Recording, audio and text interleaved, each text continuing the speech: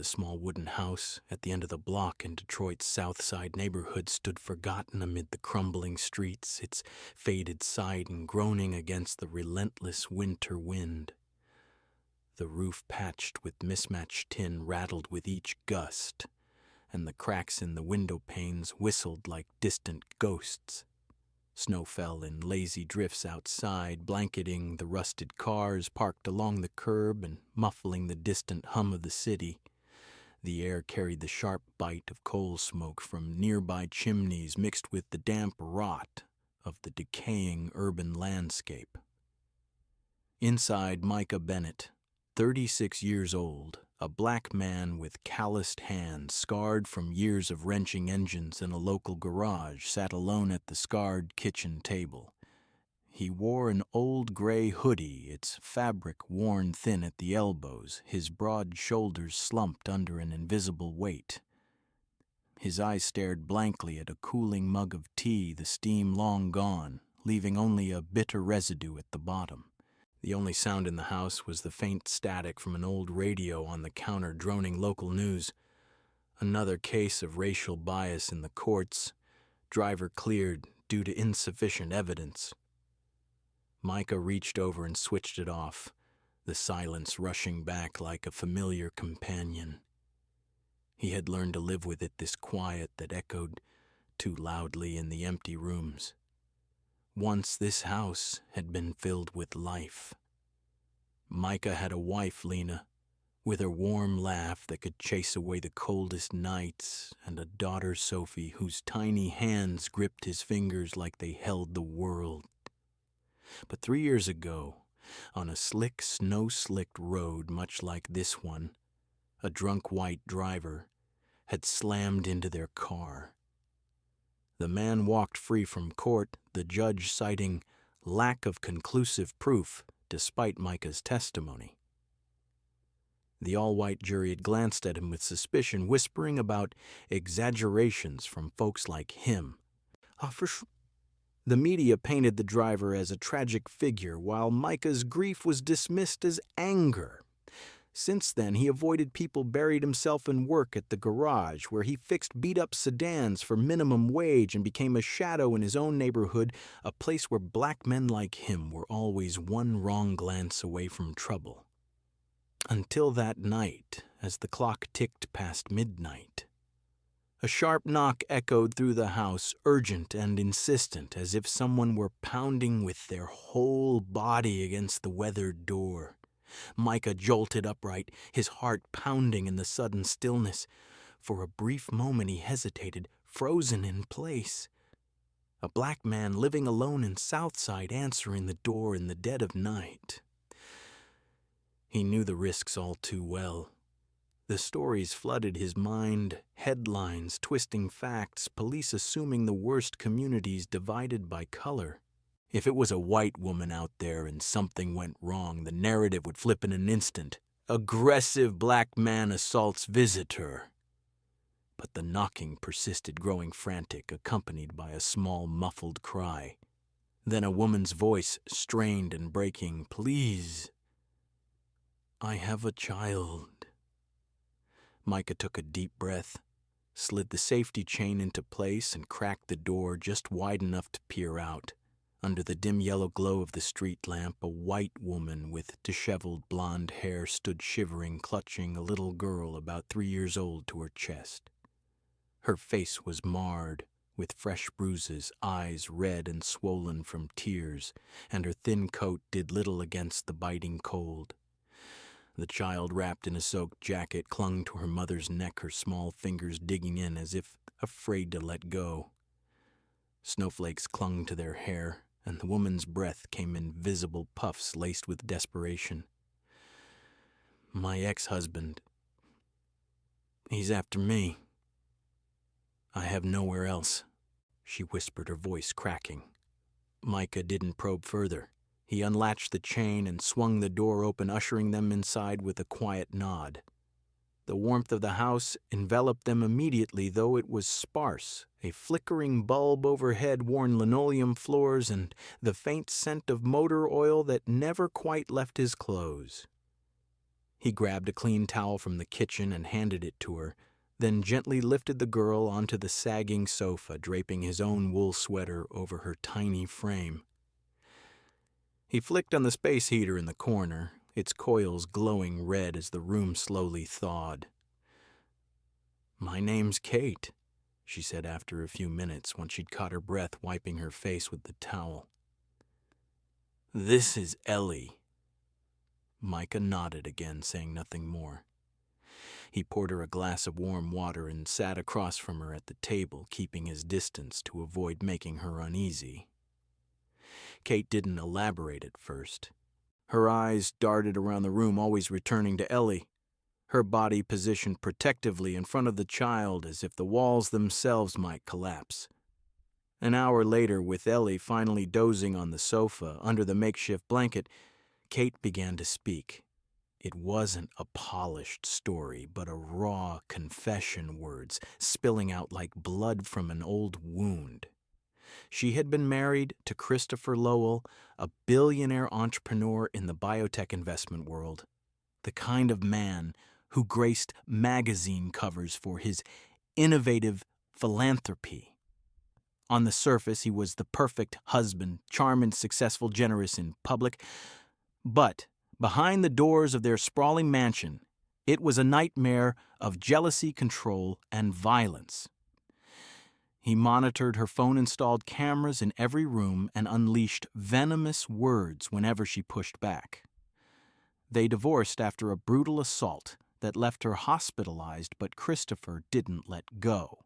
He hired private investigators to stalk her, dragged her through custody battles with high-powered lawyers, and that night, after a chilling text, "If you don't bring her back, I'll find you and take her, no matter where you hide." Kate had no options left. She grabbed her wallet, scooped up. Ellie hailed a cab and directed it to the only address she could remember, the garage where Micah had once fixed her Range Rover for free after it broke down in a sketchy part of town, a rare act of kindness she hadn't forgotten. Micah listened without interruption, his face impassive, but inside a storm brewed. He knew the world she described all too well, the one where money and skin color bought immunity and people like him were always the suspects. The morning after, weak sunlight filtered through the fogged window panes, casting a pale glow over the cramped kitchen. Micah stood at the stove, pouring hot water from an old kettle into two mismatched mugs, the steam rising in lazy curls that carried the faint, bitter scent of cheap coffee grounds. Kate sat at the table, her arms wrapped protectively around Ellie, who was still dozing against her chest. Dark circles shadowed Kate's eyes, evidence of a sleepless night spent staring at the ceiling, her body tense as if expecting the door to burst open at any moment. They didn't speak much at first. The silence wasn't oppressive anymore. It felt like a fragile blanket insulating the three of them from the harsh world outside. Micah set one mug in front of her, the ceramic clinking softly against the wood. He sat across the table, giving her space, his own mug cradled in his rough hands. "Do you need to call the police?" he asked, his voice low and steady. Kate shook her head, her fingers tightening around the mug. "He's like the police in an Armani suit. They'll side with him." Micah nodded slowly, understanding all too well. He'd been pulled over for driving too slow in a white neighborhood his old truck deemed suspicious, simply because he was behind the wheel. He'd been roughed up once for looking like a thief. While browsing in an upscale electronics store, the security guard's grip bruising his arm as shoppers averted their eyes. Now here he was, harboring a white woman and her child, fleeing from a wealthy, powerful man. It wasn't a recipe for a happy ending, not in a city where skin color often determined who got believed and who got blamed. "You can kick me out," Kate said quietly, her voice barely above a whisper. "I get it. I don't want to drag you into trouble." Micah met her gaze. I'm not turning away someone with a kid in the snow." The words hung in the air. Kate's eyes welled up, and this time she didn't hold back the tears. They streamed down her face as she clutched Ellie closer, her shoulders shaking. Micah looked away, giving her the moment, his own mind racing with the risks he was taking. 3 days passed in a tentative rhythm. Kate and Ellie adapted to the simplicity of the house mornings with toast from stale bread afternoons, where Ellie played with the few faded toys Micah had unearthed from a closet relics from Sophie's short life. Kate opened up in fragments describing the gilded cage of her marriage-lavish parties where Christopher paraded her like a trophy, but private nights filled with his controlling rages. Micah listened, sharing bits of his own story, in return the accident, the courtroom dismissal, the way the system had failed him because he didn't fit the right profile.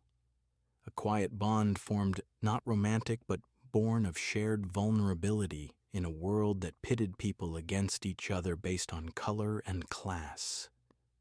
Then Christopher Lowell arrived.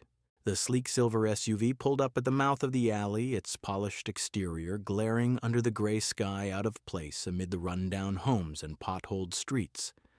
2 burly men in dark suits stepped out first, scanning the area like trained hounds. Then came Christopher, tall, impeccably dressed in a tailored coat, his hair perfectly styled as if he'd stepped from the pages of a business magazine. He strode up the cracked walkway with purpose, knocking on the door 3 times each, rap heavy and authoritative like a judge's gavel. Micah opened the door, positioning himself firmly in the frame. Kate hovered behind him, holding Ellie close, her face paling at the sight. "You're not coming in," Micah said evenly. Christopher's lips curled into a cold smile, his eyes raking over Micah with disdain. "And who are you? Some nobody mechanic from this neighborhood. She's my wife. The kid's mine." "Ex-wife," Micah corrected. "And she says no." Christopher stepped closer, his voice smooth but laced with venom. "She doesn't know what's good for her, but I won't let some black guy from the hood stand in my way." Micah held his ground, blocking the doorway. In a flash, Christopher lunged forward, his hand swinging out to slap Kate across the face as she tried to speak. Micah didn't think he reacted. His fist connected with a solid thud, sending Christopher sprawling into the snow, blood trickling from his split lip. Ellie screamed, burying her face in Kate's shoulder. Kate clutched her daughter, trembling. Micah stood tall, his breath coming in sharp bursts, realizing the gravity of what he'd done. Sirens wailed in the distance, arriving unnaturally fast, as if summoned in advance. No one had called, but patrol cars screeched to a halt, officers piling out with hands on their holsters. Micah was wrestled to the ground and cuffed before he could explain, the cold metal biting into his wrists.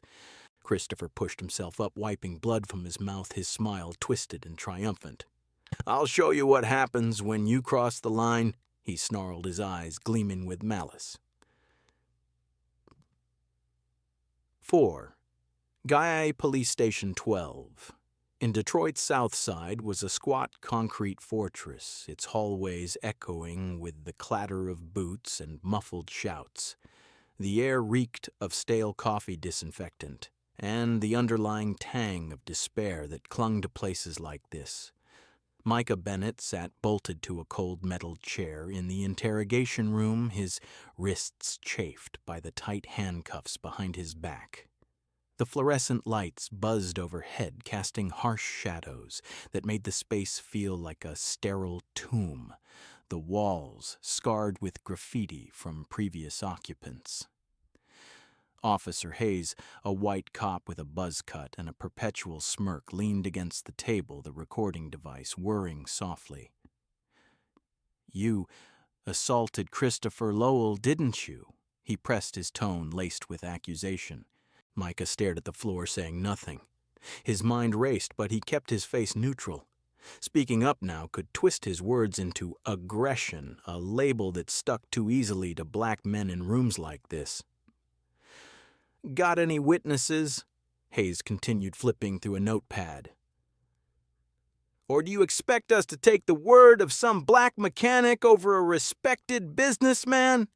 Micah remained silent, his jaw clenched. He knew this game, the subtle digs, the assumptions baked into every question. Years ago in the courtroom after the accident, his testimony had been dissected and dismissed. Emotional exaggeration, at least they'd called it, implying his grief made him unreliable because of his skin color. Now here he was, again the default suspect in a system rigged against him. Kate was in the waiting area outside Ellie, fidgeting in her lap. She'd burst into tears when the officers separated them, screaming that Christopher had struck first, that he had a history of abuse. But her words were met with skeptical nods jotted down as statements pending verification. Hayes muttered to a colleague in the hall, "White woman shacking up with a black guy in Southside sounds like she's the one in trouble." 2 hours dragged by the clock on the wall, ticking like a metronome. Then the door swung open, and Christopher's lawyer strode in, a slick white man in his 50s, clad in a charcoal suit, his silver hair gleaming under the lights. The scent of expensive cologne overpowered the room's musty odor. "I'm representing Mr. Lowell," he announced, flashing a card. "We'll be pursuing this to the fullest assault, emotional distress, perhaps even trespassing." Hayes straightened up, nodding deferentially. The lawyer turned to Micah, eyeing him like an insect. "My client is a pillar of the community, a biotech innovator who's donated millions. And you are nobody from the hood who thinks he can play hero. We've got photos of the injury statement from his security detail. This will bury you." Micah held his tongue, his pulse steady despite the storm inside. He knew if he lashed out, it'd confirm every stereotype they held. The angry black man trope that justified harsher sentences, quicker arrests.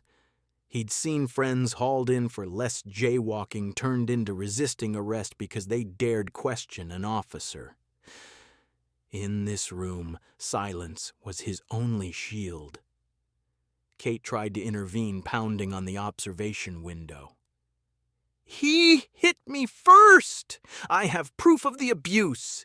she yelled, her voice cracking, but an officer pulled her back, whispering something about calming down before you make it worse. Hayes chuckled under his breath. "These mixed situations always get messy. Bet she's regretting her choices now." The lawyer leaned in closer to Micah, his voice a low hiss. "You crossed the wrong man. By morning, you'll be charged, and she'll come crawling back. People like you don't win against people like us." Micah finally lifted his eyes, meeting the lawyer's gaze without flinching. Still he said nothing. He thought of Lena and Sophie, of the justice that had eluded them because of biases like this. He thought of Kate and Ellie, vulnerable in a world that protected the powerful, and he waited for Kate, waited for whatever slim chance the truth might have in a place where color and cash tipped the scales. Sex guy. The morning after the Detroit District Courtroom was a stark chamber of faded wood paneling and scuffed floors, the air thick with the scent of polished oak and nervous sweat. Sunlight slanted through high windows, highlighting dust motes that danced in the tense atmosphere. Kate Monroe stood at the witness stand, her hands gripping a thick sheaf of documents, her voice hoarse but unwavering as she addressed the room. "I have evidence of abuse going back 5 years, photos of bruises, medical reports from the ER, emails from Christopher Lowell apologizing after each beating, promising it'd never happen again." She laid it all out, methodically, printed emails with timestamps, Hospital records stamped official old statements dismissed in prior hearings for lack of corroboration. And finally, the clincher, a audio recording she'd secretly captured on her phone 2 weeks prior. Christopher's voice, snarling through the speaker. "I'll take the kid. You'll have nothing left, you bitch." The courtroom fell silent, the weight of the words hanging like a noose. On the defense side, Christopher's lawyer leaped to his feet, objecting vehemently. "This is slander, fabricated evidence from a desperate woman." But the judge, Carla Johnson, a black woman with silver-streaked hair and eyes sharp as a blade, held up a hand, silencing him. She leaned forward, her robe rustling softly. "I've stood where she's standing," Judge Johnson said, her voice carrying the authority of lived experience. "And I've seen men like Mr. Lowell walk free because their money speaks louder than justice." She turned to Micah, who sat in the defendant's chair, his posture straight, despite the exhaustion etched on his face. "Mr. Bennett, do you have anything to add?" Micah rose, his hands clasped in front of him. No notes or lawyer by his side. "I don't have a fancy attorney. I don't have videos or witnesses with pull. All I had were my eyes and a heart that couldn't stay quiet when I saw a mother get hit right in front of her child." The room held its breath. Judge Johnson nodded, her expression softening just a fraction. "Assault charges dismissed. This court rules that Mr. Micah Bennett acted in justifiable defense." The gavel struck the block with a resounding crack. Christopher Lowell surged to his feet, his face flushed with rage. "I'll appeal. I have rights connections." The judge didn't even glance his way. "And I have the authority to order an investigation into your history of domestic violence. A formal inquiry will be forwarded to the district attorney." For the first time, Christopher Lowell fell silent, his bluster crumbling as the reality sank in. Micah walked out of the courtroom, the heavy doors swinging shut behind him. Kate and Ellie rushed forward from the benches, Kate's arms enveloping him in a fierce hug, her tears soaking his shirt. She said nothing, just held on Ellie, squeezing between them with a small, relieved whimper. 1 year later, the little wooden house at the end of the South Side block no longer looked forsaken. Its roof had been reshingled with sturdy tiles that held firm against the wind, the windows replaced with clear panes that let in the soft afternoon light without the chill drafts. A small vegetable garden flourished in the backyard, rows of greens and tomatoes pushing through the soil where Ellie often knelt. Her small hands caked in dirt as she helped with the planting. The neighborhood remained rough around the edges, cracked sidewalks, distant sirens, and the ever-present undercurrent of division. But this house stood as a quiet testament to resilience, a place where one act of kindness had reshaped lives. Micah had opened a modest electric vehicle repair shop in a rented space down the street, funded by an unexpected grant from the Multi-Ethnic Business Support Fund. The application had been nominated by Kate, who detailed a story in the submission how a black man in a forgotten corner of Detroit had risked everything to protect strangers. He worked long hours, not just fixing cars, but mentoring young black mechanics from the area, teaching them skills to break free from the cycles that trapped so many. He turned down interview requests from local news outlets, shrugging them off with, "I'm no hero, just a guy who didn't close the door." Kate had found her footing too working for a nonprofit organization that aided women escaping domestic violence. She shared her experiences in support groups, her voice steady as she recounted the control, the fear, and the escape, inspiring others to seek help.